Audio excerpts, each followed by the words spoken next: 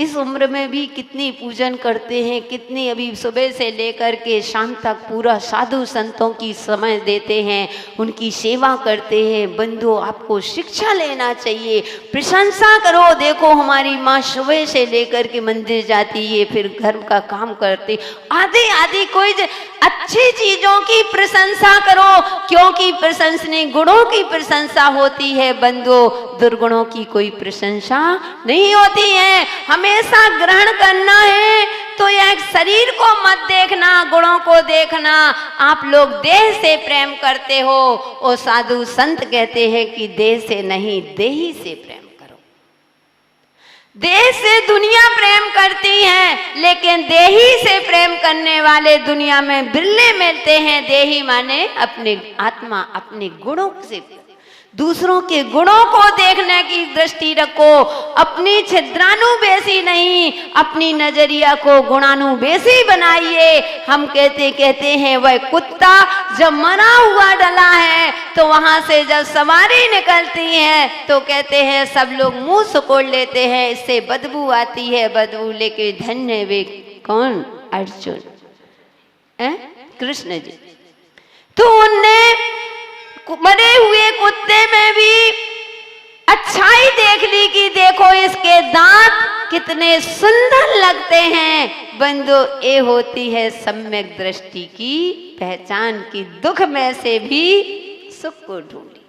अच्छाई को देख लिया, उसको बदबू नहीं। एक व्यक्ति होता है, कहते हैं कि बगीचे पर जाता है, एक व्यक्ति को कीचड़ ही कीचड़ दिख रहा है, उस गुलाब में कांटे कांटे दिख रहे हैं, और एक व्यक्ति को कांटों में भी गुलाब दिख रहा है। बंधु, कांटे तो जिंदगी भर देखे, उस गुलाब को देखने का प्रयास करो। एक बार एक बहुत बड़ी व्यक्ति था, तो वह डॉक्टर था और उसकी पत्नी भी डॉक्टर नहीं, टीचर थे, बहुत बड़ा टीचर था, और उसकी पत्नी भी टीचर थी। पति इतना कुरूप था, इतना कुरूप था कि चेहरा कोई अगर रात्रि में उसका चेहरा देख ले तो कोई डर जाए, इतना काला, इतने चेहरे में दाग, बिल्कुल कुरूप। और उसकी पत्नी इतनी सुंदर, इतनी सुंदर कि बंधु उसकी कीमत अब कोई कह भी नहीं सकते कि कितनी सुंदर। उसने पूर्व में भक्ति की होगी। एक दिन उसके मित्र आते हैं, उस दोस्त के मित्र मिलने आते हैं, तो जैसे ही उसने उसकी पत्नी को देखा, उसने पूछा ये कौन है? बोले मैं मेरी वाइफ है। अच्छा बंधु, वह सभी लोग विचार करने लगे इतनी सुंदर और कितनी। जब वह थोड़ा आगे पीछे होता है तो उसके दोस्त उसकी पत्नी से पूछते हैं, क्या भाभी जी आपकी मम्मी पापा ने आपकी पसंद की शादी नहीं की क्या? आपके पापा मम्मी ने आपकी पसंद की शादी नहीं की क्या? बोले नहीं, मेरी पसंद की शादी की, मैंने ही पसंद किया। तो बोले भाभी आप इतने सुंदर, ओ भैया ऐसे आपने कैसे पसंद कर लिया? तो वह बहुत सुंदर जवाब देती है, कहती है मैंने इनको इनके देह से नहीं, देही को देखा था। मैंने इनके रूप को नहीं, इनके स्वरूप को देखा था, इनके गुणों को देखा था। इनमें इतनी सज्जनता है, इतनी सज्जनता है, इतनी दया है, कभी भी किसी जीव को दिल नहीं दुखाते, हमेशा न्याय नीति से चलते हैं, हमेशा दूसरों का अच्छा सोचते हैं, कभी क्रोध नहीं आता, कभी मायाचारी नहीं करते। इसलिए जब हम कॉलेज में पढ़ते थे तो हमने इनके गुणों को देखा था। मम्मी पापा ने तो मना किया था, लेकिन मैंने जान करके इनसे शादी की थी, क्योंकि इनके गुण अच्छे थे। बंधु, बाद में उससे पूछा गया कि ये बताओ कि तुमको कभी अपनी शक्ल देख करके ऐसा नहीं लगता कि हम इतने कुरूप हैं?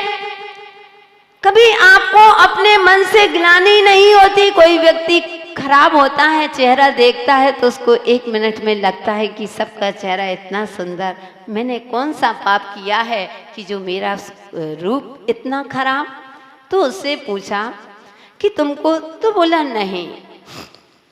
मुझे याद है जब मैं बचपन में स्कूल जाता था, लोग मुझे कलुआ कलुआ कालू अनेक प्रकार के नाम बिगाड़ करके बोलते थे, मुझे बहुत परेशान करते थे। उस समय मुझे दुख होता था, लेकिन उस समय मैंने संकल्प कर लिया था कि मैं देह से बुरा हो सकता हूँ लेकिन गुणों से मैं बहुत अच्छा बनूंगा, इतना अच्छा बनूंगा। मैंने इतनी मेहनत की कि आज मेरे अंदर वह गुण आ गए। कहने का तात्पर्य बंधुओं, इसलिए जैन दर्शन कहता है कि जो भी गुण हैं किसी के खराब है उसको खराब से मत देखो।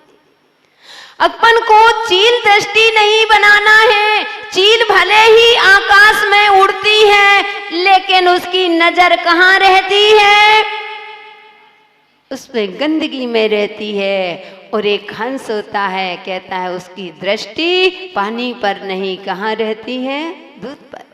तो हमें चील दृष्टि नहीं, हमें गुणों की प्रशंसा करो। लेकिन आज गुण भी होते हुए हम दूसरों की निंदा करते हैं। अगर दूसरों की निंदा कर रहे हो, बुराई कर रहे हो, साधु संतों के तुम्हें गुण दिखाई नहीं दे रहे हैं, तो बंधु ध्यान रखना, तुम ऐसे निदत्तित निकांक्षित कर्म का बंध। अभी तो पुण्य का उदय है, जब तक तेरे पुण्य का बीता नहीं करार तब तक तुझको माफ है। अवगुण करो 1000। अभी तुम्हारा पुण्य का उदय है तो दिखाई नहीं देता है, लेकिन पाप का घड़ा जिस दिन भरेगा उस दिन तुम्हें रो रो करके ही, आंसू बहा बहा करके फिर भी कोई पूछने वाला नहीं होगा। इसलिए रहन साल पढ़ रहे हो, कुंद कुंद स्वामी कह रहे हो कि पूजन कर रहे हो, तो पूजन में यह आ गया, उस दोष डाकू सबके दोष कहने में मौन हो जाओ। जहां पर कहीं बुराई होती हो वहां मौन हो जाना। कभी भी अपने मुख से किसी की बुराई मत करना, क्योंकि आगम कहता है जो दूसरों की बुराई करता है, एक दिन बंधु आज तुम उनकी बुराई कर रहे हो, ध्यान रखना मुख उसके पास भी है। जिस मुख से आप उसकी बुराई कर रहे हो वह मुख उसके पास भी है, कल तुम्हारी भी बुराई कर सकता है। इसलिए कभी भी दोष, किसी के दोष नहीं देखना चाहिए। अगर दोष कहते हैं दोष बादे चा मौनम, जहाँ दोष दिखाई देते हैं वहां पर मौन हो जाओ। कभी किसी की कमी को, किसी की घर की, परिवार की कोई भी समस्या है, बाहर प्रदर्शन मत करो। अगर करना है, कभी कमी दिखती है बंधुओं, तो हम आपको कितनी बार समझा चुके कि हमेशा अपने पास एक कॉपी रखो और एक पेन रखो। जब भी तुम्हें कोई किसी की कमी दिखाई देती है तुरंत आप नोट करिए। लेकिन इसके लिए नहीं कि हम बाजार में जाकर के प्रदर्शन करें, इसके लिए करना कि कभी हम महाराज बनेंगे, हम माता जी बनेंगे, हम ऐसा काम नहीं करें। और सबसे ज्यादा इस वाणी के द्वारा ही आज घर में जो कलह कलह मची हुई है, इस वाणी का ही कारण है। इस जितना तुम वाणी का, ओ बंधुओं, जिसका पुण्य क्षीण हो गया है उसकी वाणी अच्छी निकल ही नहीं सकती। ध्यान रखना, आगम कहता है, आगम में आया है, मुझे शास्त्र का नाम याद नहीं आ रहा है, लेकिन मैंने एक बार शास्त्र में पढ़ा था कि जिसका पुण्य क्षीण हो जाता है उसके विचार, उसकी भाषा, सबसे पहले भाषा वर्गणा बिगड़ती है। तो समझ लेना हमारी कर्कश भाषा है, हमारा पुण्य क्षीण हो चुका है। और जब तुम प्रेम से नहीं बोलोगे कौन आएगा? जो व्यक्ति क्रोधी होता है उसके घर में कोई मेहमान आएगा क्या? नहीं, वह कहेगा भैया हम आपके घर की सूखी दाल रोटी अच्छी, लेकिन प्रेम से बुलाओगे तो आएंगे, अन्यथा हमें तुम्हारे हलवा पूड़ी ये पसंद नहीं। इसलिए अपने जीवन में बोलूं प्यारे वचन हित, कौन सा नंबर का था? 5वें नंबर का था कि बोलूं प्यारे वचन हित। इसलिए कभी भी बोलना तो हित, मित और प्रिय बोलना। जिसका व्यवहार अच्छा होता, क्योंकि बंधुओं तुम्हारा प्रेम से, जो वाणी से ही तुम्हारा व्यवहार पता चलता है। और मैं हमेशा कहती हूँ कि अपने व्यवहार को ऐसा बनाओ जहां रहो वहां का प्यार मिले। अपना व्यवहार ऐसा बनाओ जहां रहो वहां का प्यार मिले, और जहां से निकल जाओ वहां के लोग हमें याद करें, और जहां पहुंचना है वहां के लोग हमारा इंतजार करें। ऐसे व्यवहार, ये मीठी भाषा, प्रिय वचन जो तुम्हें अच्छा नहीं लगता वह दूसरों के लिए क्यों बोलो। आज तुम्हें कोई गाली देगा, तुम्हें पसंद आ जाएगा क्या? जब तुम्हें पसंद नहीं है तो बोलो तो तौल कर। जो मनमाना बोलता है उसे अनचाहा सुनना पड़ता है, ध्यान रखना। जो मनचाहा बोलता है उसे अनचाहा, मतलब जितना चाहो उतना ही सुनना पड़ता है। इसलिए अच्छा सुनना है तो प्रिय वचन बोलो, अच्छे वचन बोलो।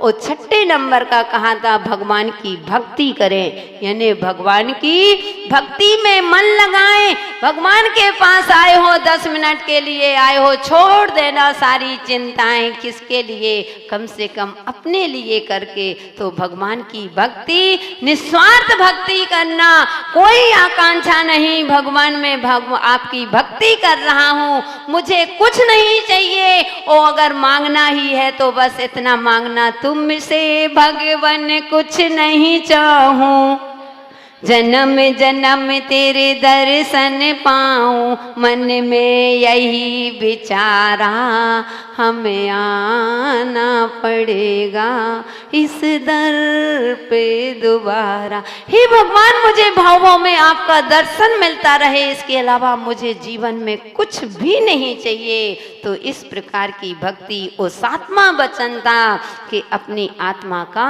ध्यान करो। थोड़ा सा अपने लिए चिंतन करो कि कहाँ से आए थे, कहाँ से जाना है। ना कुछ लेकर के आए थे, ना कुछ लेकर के जाना है। यहाँ से कहते हैं कभी अचानक ट्रांसफर हो जाता है, यहाँ से दूसरी जगह पर सर्विस लगती है तो आपका मन खराब हो जाता है। आप चिंतित हो जाते हैं कि अरे मेरा ट्रांसफर वहाँ होगा, वहाँ के लोग कैसे मिलेंगे, वहाँ बच्चों की पढ़ाई आदि होगी कि नहीं, कैसा रहन सहन है जीव यहाँ के ट्रांसफर में। तो फिर भी एक सुविधा है कि तुम घूस भर सकते हो, तुम पैसा दे करके उस ट्रांसफर को रोक सकते हो। लेकिन जब जिंदगी का ट्रांसफर होगा उसके बारे में आपने कभी नहीं सोचा। यहाँ के ट्रांसफर में तो ये है कम से कम तुम्हारा स्थान बदलना है, तुम्हारा और तुम्हारा खान पीन नहीं, तुम्हारा स्वाद नहीं बदल सकता। जो खाओगे उसको नहीं बदल सकते हो, तो स्थान ही बदलना है। लेकिन जब यहाँ से जिंदगी का ट्रांसफर होगा, यहाँ तो सब कुछ बदल जाना, पर्याय भी बदल जाना है, सब कुछ। उसकी घबराहट नहीं होती। उसके लिए आप नहीं सोचते हो कि मेरा क्या होगा, मैं कहाँ जाऊंगा। अभी जोड़ जोड़ करके इतना जोड़ के रख दिया किसके लिए? मुझे लगता है दुनिया में कंजूस व्यक्ति से ज्यादा दानवी संसार में कोई हो ही नहीं सकता। आप कहोगे कंजूस व्यक्ति सबसे बड़ा दानी मुझे लगता है तो कंजूस व्यक्ति होता है कि दान करी ना खाई खर्ची, आखिर में सब छोड़ी। कि सब छोड़ करके किसके लिए जोड़ करके रखा, खुद खाली हाथ चला गया उस संसार। और कहाँ चला गया? नरकों में चला गया। दूसरों के लिए इतना दे करके जाता, उससे बड़ा और कंजूसी और दानी कौन कहलाता। लेकिन ऐसे दानी मत बनना। माता जी हम ऐसे ही दानी बन रहे हैं। आप ही ने तो कहा था वह सबसे बड़ा दानी है। नहीं, बस संसार का तुम्हारा अहित है। इसलिए जो दाता होता है, जो देने वाला सबसे पहले आता है। कोई भी कार्य होते, बहुत सारी ऐसी महिलाएं हैं बंधु जो हम देखते, हमने अभी अनुभव किया, कुछ भी होगा ठीक है हमारा नाम लिखो। कोई भी काम होगा प्रभा जी से पूछ दो तुरंत, हाँ आप तो हमारा नाम लिख दो, हाँ हमारा ऐसा कर दो। बहुत सारी गीता जी बहुत सारी हैं, मैं नाम नहीं लेती, मैं मुझे नाम स्वयं पता नहीं, लेकिन चेहरे से सबको जानते, इतने अच्छे हैं कि पहले नंबर हमारा। यानी तुमने पहले नंबर दान दिया तो ध्यान रखना, जब ऊपर वाला देगा तो सबसे पहले तुम्हारा ही नंबर आएगा, दूसरों का नंबर आने वाला नहीं है, क्योंकि निकांक्षाओं के साथ दे रहे हो, वो अपना सदुपयोग कर रहे हो। इसलिए बंधुओं, अपने जीवन का ट्रांसफर हो उससे पहले अपने जीवन के बारे में सोचना है कि मैंने आज तक अपने लिए क्या किया, मैंने अपने लिए क्या किया। इस प्रकार से अगर आपका चिंतन चलेगा तो इन 7 वचन अब आ गए ना याद। किसके बाद लेते हो महावीर जी?